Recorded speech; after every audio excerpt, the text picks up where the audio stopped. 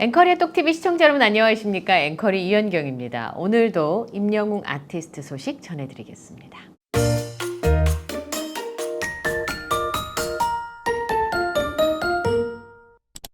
9월 27일 금요일 오후 10시 50분에 임영웅 아티스트가 과학 유튜버인 궤도 씨의 채널 안될과학에 출연한다는 소식을 전해드렸었는데요. 과학 유튜브에 출연해서 어떤 이야기를 나눌까 무척이나 궁금했었는데요. 제가 채널에 들어가 보니까 김이나 작사가님이 예전에 출연했던 영상들이 있더라고요. 궤도 씨가 진행을 하고 김이나 작사가가 게스트로 출연을 해서 이야기를 나눴는데 굉장히 재미있는 아이템이었습니다. 과학 유튜브지만 굉장히 어려운 이야기만 하는 게 아니라 냉면으로는 절대 가까워질 수 없는 사이, 과연 궤도도 과학적으로 작사를 할 수 있을까요? 김이나의 과학적 작사법 대공개. 궤도의 과학 속으로 김이나 편 두 번째 시리즈라고 되어 있는데 김이나 작사가가 이제 두 번째 이 유튜브 채널에 방문을 했었는데 작사가가 되지 않았다면 김이나 씨의 직업은 무엇이었을까?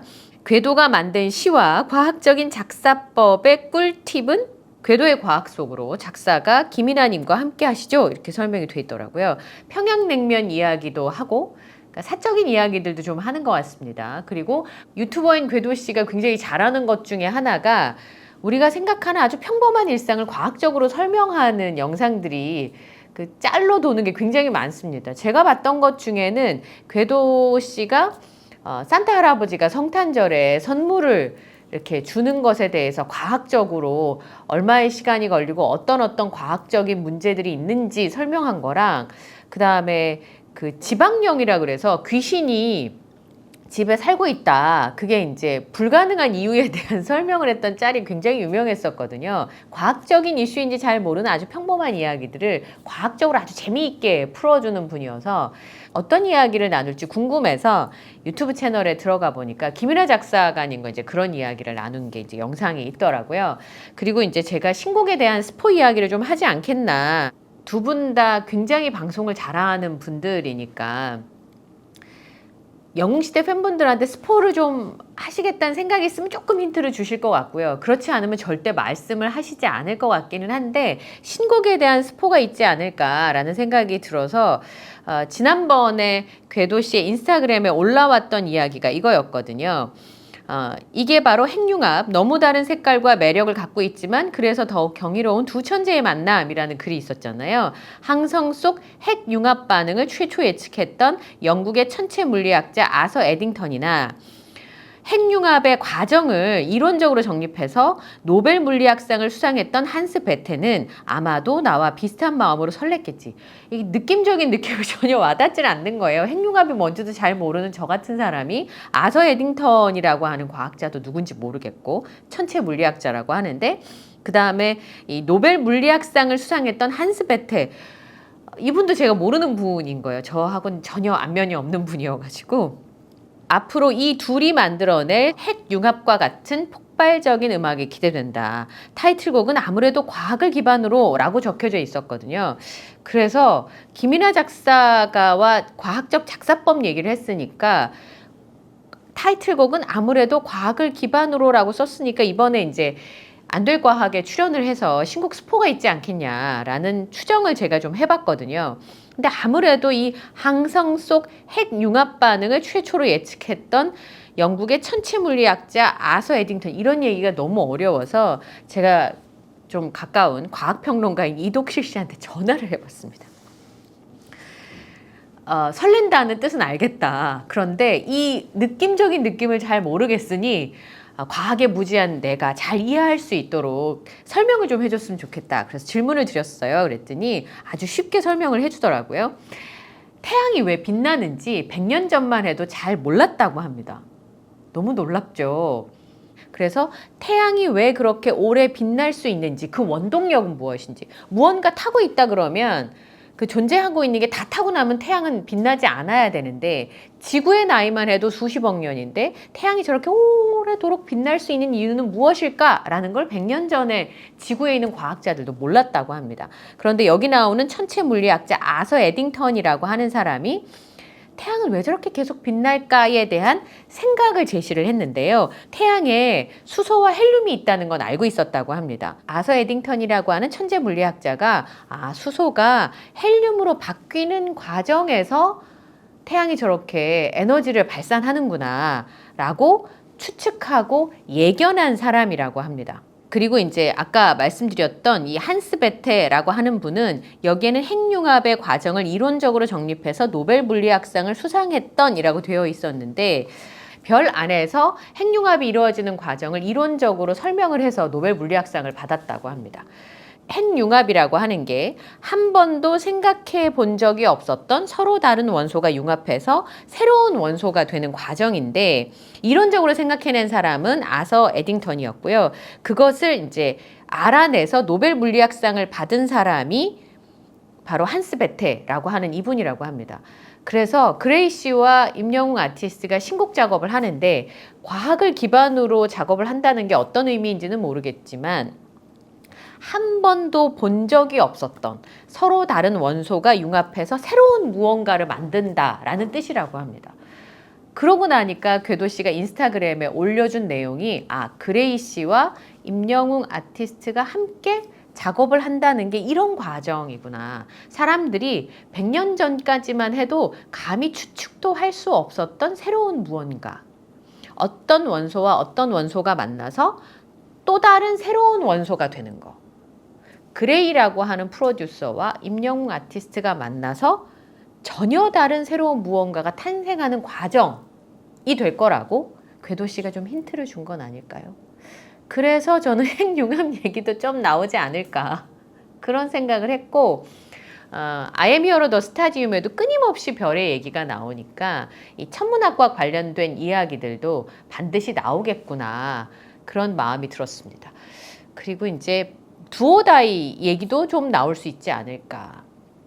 우주를 여행하는 것과 관련돼서 가사를 쓰고 있다라고 얘기를 했고 뮤직비디오가 그렇게 나왔으니까 그런 얘기들이나 아니면 칼 세이건의 이야기가 2023년에 임영웅 아티스트 콘서트 안에 많이 담겨져 있으니까 그런 얘기도 나올 수 있고 그러고 종합해보니까 이 천체 물리학 정도의 이야기가 나오지 않을까. 그런데 안 될 과학도 유튜브 채널이기 때문에 과학을 좋아하는 진짜 많은 팬이 있는 유튜브거든요. 그러니까 임영웅 아티스트가 여기 출연을 하면 과학적인 이야기를 할 수 있을 만큼 준비가 되어 있다라는 얘기를 하고 이독실 평론가가 저한테 얘기를 해주시더라고요. 진짜 제 주변에도 이 안될과학 팬분들이 진짜 많거든요. 그런 채널에 임영웅 아티스트가 그냥 친분 때문에 출연한다고 결정하진 않았을 것 같아요. 마이 리틀 히어로에도 보면 과학의 얘기를 화제를 던지려고 하는 임영웅 아티스트 제스처를 볼 수 있거든요. 시작도 하지 않았다 이런 얘기를 하잖아요. 그래서 가지고 있는 그 과학적 지식과 해안이 어느 정도인지 그게 지금 하고 있는 음악 작업과 어떤 관련이 있는지 그리고 임영웅 씨가 생각하고 있는 사고의 깊이 이런 것들을 엿볼 수 있어서 지금까지 보지 못했던 모습을 안될과학 유튜브에서도 볼 수 있지 않을까. 두 분이 그리고 굉장히 친분이 가깝고 임영웅 아티스트가 부자연스러운 걸 진짜 싫어한대요. 그래서 자연스럽게 보여주는 거를 전달해 줄 수 있으니까 지금까지 보지 못했던 모습을 안될과학 유튜브에서 볼 수 있지 않을까 이런 추정을 해봅니다. 그리고 준비를 이번에 하나은행 자선축구대회만 봐도 꼼꼼하게 준비를 하지 않으면 시작하지 않는 사람이잖아요. 그래서 안될과학 유튜브에 출연하기로 결정을 했으면 어떤 이야기를 하고 싶은지 거기 나가서 얘기를 해도 될 만큼의 무언가가 준비되어 있을 거라는 생각이 좀 들었습니다. 콘서트 실황영화 임영웅 I am hero the stadium이 역주행을 시작을 했습니다. 영화가 그것도 콘서트 실황영화가 역주행했던 때가 있었을까요? 25일 영화진흥위원회 영화관 입장권 통합전산망에 들어가 보니까 어제까지 집계된 박스 오피스를 보니까 I am hero the stadium이 지금 순위가 올라가고 있습니다. I am hero the stadium이 지금 30만 1962명을 돌파했고요. 지금 누적 매출액도 85억 4,887만 1,000원을 기록하고 있습니다. 이렇게 쭉 올라가면서 얼마나 더 많은 관객들을 극장으로 불러들일 수 있을지 영화계에서도 심도 깊게 지켜보고 있을 텐데요. 이례적인 일이었던 것 같습니다. CGV 앱에 들어가 봤더니 재미있는 게 있더라고요. CGV 앱을 닫았다가 딱 열잖아요. 그럼 I am here the stadium의 아주 귀여운 모습이 탁 뜨면서 앱이 열립니다. 그리고 왼쪽 오른쪽 상단에 보면 흥행 축하 I am here the stadium 하고 CGV 글자가 원래 빨간색인데 하늘색으로 바뀌어 있고 영웅시대 표시가 되어 있습니다. 흥행을 축하하는 CGV 앱을 보면서 임영웅 아티스트가 또 새로운 기록을 하나 더 세웠구나 라는 마음이 좀 들었습니다. 상암 콘서트를 준비하면서 잔디가 손상이 가지 않게 굉장히 노력했다는 건 그리고 실제로 서울 월드컵 경기장이 그 잔디 손상과 관련된 매뉴얼도 주고 그것을 준수해야지만 대관을 하는데 이번에 나온 얘기를 들어보니까 올해 들어서 축구 대관으로만 21억 원을 서울 월드컵 경기장이 벌었다고 합니다. 그런데 정작 잔디 관리에는 수입의 10% 정도밖에 쓰지 않았다라는 사실이 알려지면서 팬들의 공분을 사고 있는데요. 위성곤 더불어민주당 의원이 서울시설공단에서 제출받은 자료를 보니까 올해 8월 말까지 서울시설공단에서 잔디 관리에 총 2억 5,327만 원을 썼답니다. 새로 심을 잔디에 1억 5,346만 원을 쓰고요. 잔디 보호용 인조 매트에 1,994만 원, 농약과 비료가 5,140만 원, 잔디 파종을 위한 오버 시딩기가 1,962만 원, 잔디 폐기물 처리 용역에 886만 원을 썼다고 하는데 이 금액의 총액도 문제이지만 잔디 관리에 투입되는 비용이 대관료 등으로 얻는 수입에 비해서 턱없이 적다는 겁니다. 서울 월드컵 경기장이 올해 1월에서 8월 사이에 축구 경기로만 21억 3,258만 원의 수익을 올렸고요. 보니까 국가대표 A매치 경기로 거의 10억 원 벌었더라고요. 9억 9,426만 원, FC 서울 경기로 11억 3,832만 원, 그리고 콘서트와 같은 문화 행사로 벌어들인 돈이 24억 3,447만 원이고요. 일반 행사로도 36억 3,846만 원을 벌어들였다고 합니다. 그러면 8월까지 경기 치러주고 받는 대관료, 그 다음에 행사에 빌려주고 받는 대관료만 수익이 72억 1,125만 원인데 그 중에서 행사로 망가진 잔디 관리에 전체 수익에 대비해서 약 3.5%만 썼다는 겁니다.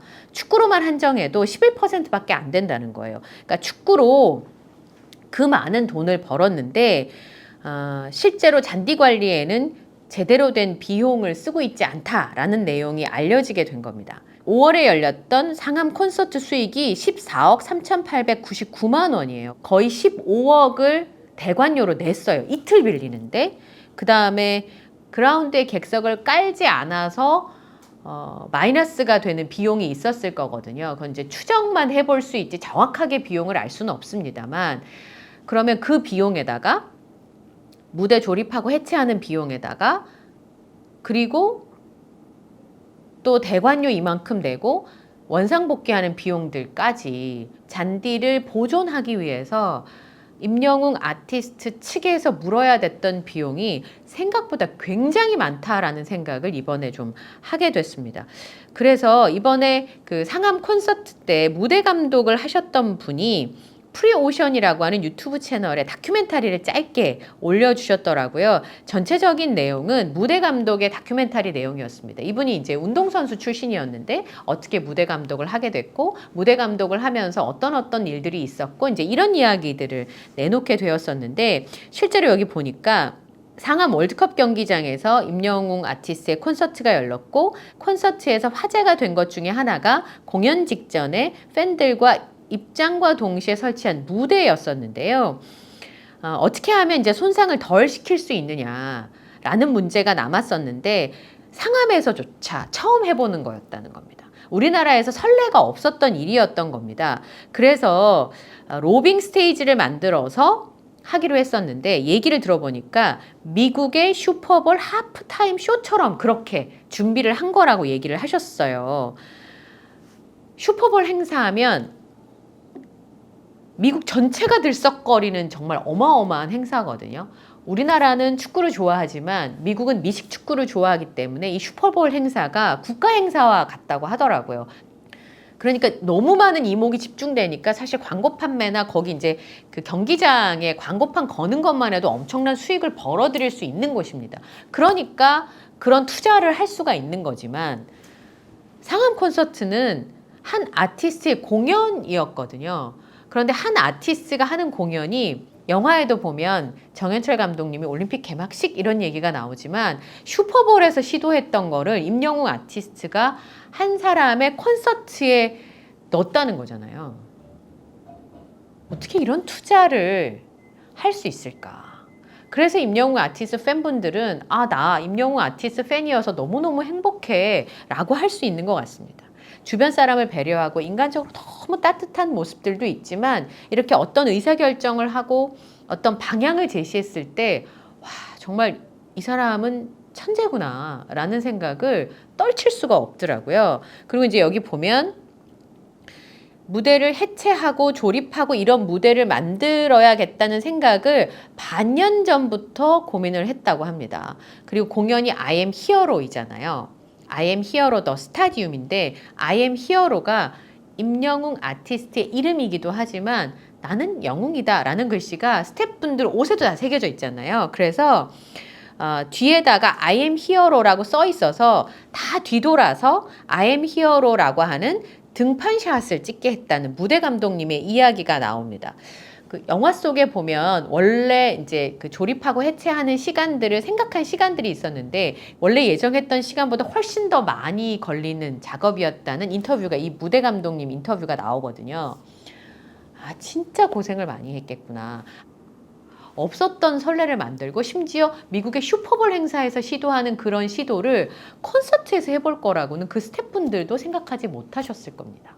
그러니까 내가 하는 이 작업이 물론 생계를 위해서 하는 나의 직업이기도 하지만 정말 새로운 일을 만들어 간다는 그 자부심들이 그 스태프들을 저절로 춤추게 한 건 아닐까라는 마음이 들었습니다.